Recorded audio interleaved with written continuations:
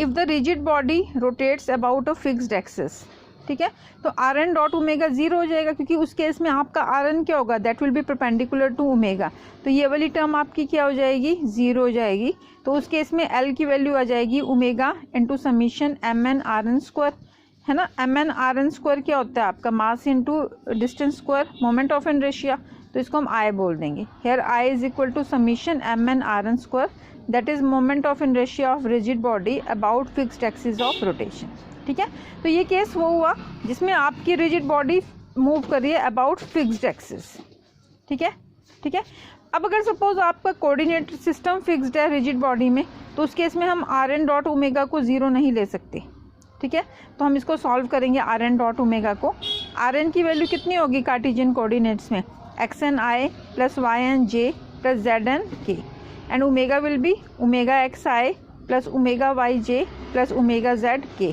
इनका dot product निकालो R N dot omega, ठीक है। इनकी वैल्यूज़ लिख दी, I dot I, J dot J, के डॉट के 1 होता है, रिमेनिंग टर्म 0 होती है। तो जब आई डॉट आई 1 हुआ तो वैल्यू कितनी होगी, X N omega X plus Y N omega Y plus Z N omega Z, ठीक है।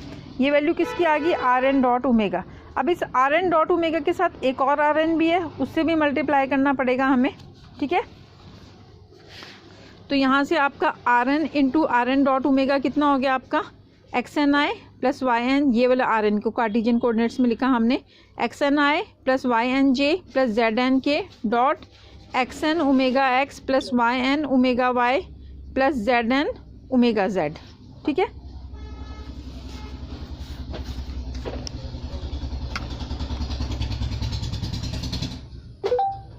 ठीक है, तो यहाँ से हमारा ये आ गया। अब इन सारी टर्म्स को हम मल्टीप्लाई करेंगे। देखो पहले आई वाली टर्म्स को करो मल्टीप्लाई, एक्स एन आई को हम इससे मल्टीप्लाई कर रहे हैं, तो ये आ गया X N square omega X I plus second term कितनी आएगी, X N Y N omega Y I, third term आएगी एक्स एन जेड एन, ठीक है ना, एक्स एन, ठीक है, जेड एन, ये वाली ओमेगा जेड होगा आपका, सॉरी ये वाली X N Z N omega Z into I, ये आई एक्स एन से मल्टीप्लाई किया आपने इन तीनों टर्म्स को। अब वाई एन जे से मल्टीप्लाई करो, वाई एन जे से मल्टीप्लाई करेंगे तो कितना आएगा आपका, फर्स्ट टर्म आएगी आपकी ये वाली, यस ये वाली टर्म आएगी आपकी X N Y N omega X into J, ठीक है।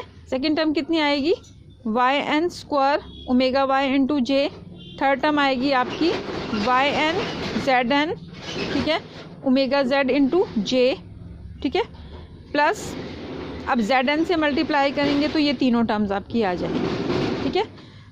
अब एल की वैल्यू कितनी है आपकी, एल का एक्सप्रेशन कितना है आपका, ठीक है, इसके लिए आ जाएगा omega X I plus omega Y J plus omega Z के, ठीक है, इनटू आपने पूरा जो ये एक्सप्रेशन है ये वाला इसमें वैल्यू सब्स्टिट्यूट करनी है, ठीक है।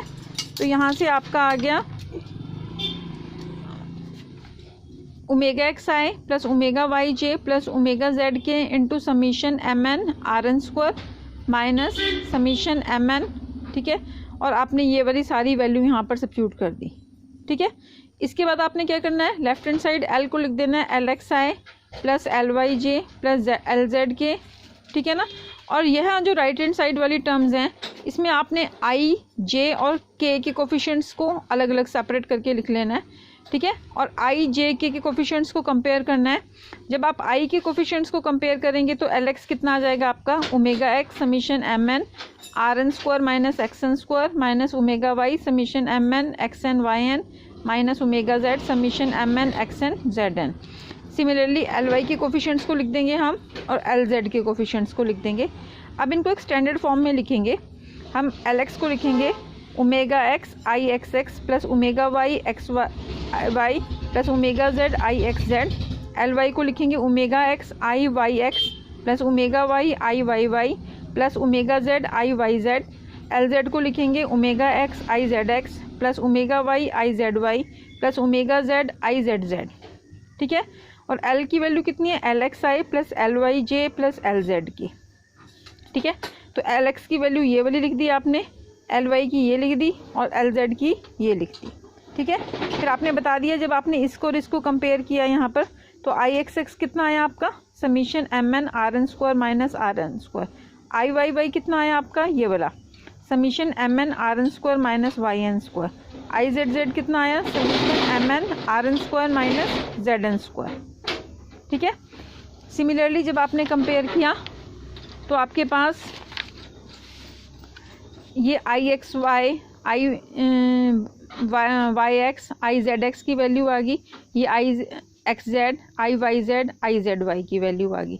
अब इसको हम इन प्रोडक्ट्स को हम बोलते हैं मोमेंट ऑफ इनर्शिया, और जो I X axis, I Y Y, I Z Z था उसको हम बोलते हैं प्रिंसिपल मोमेंट ऑफ इनर्शिया। अब इसको मैट्रिक्स की फॉर्म में लिख सकते हैं हम, L X L Y L Z, I x x I x Y I X Z, I Y X I Y Y I Y Z, I Z X I Z Y I Z Z, omega X omega Y omega Z. ठीक है। तो L is equal to I omega, I की value कितनी है, I X I x Y I X Z, I Y X I Y Y I Y Z, I Z X I Z Y I Z Z. ठीक है। तो this is called inertia tensor और moment of inertia. ठीक है। तो इसको हम क्या बोलते हैं, ठीक है, I x x I Y Y I Z z को हम बोलते हैं प्रिंसिपल मोमेंट ऑफ इनर्शिया। ठीक है।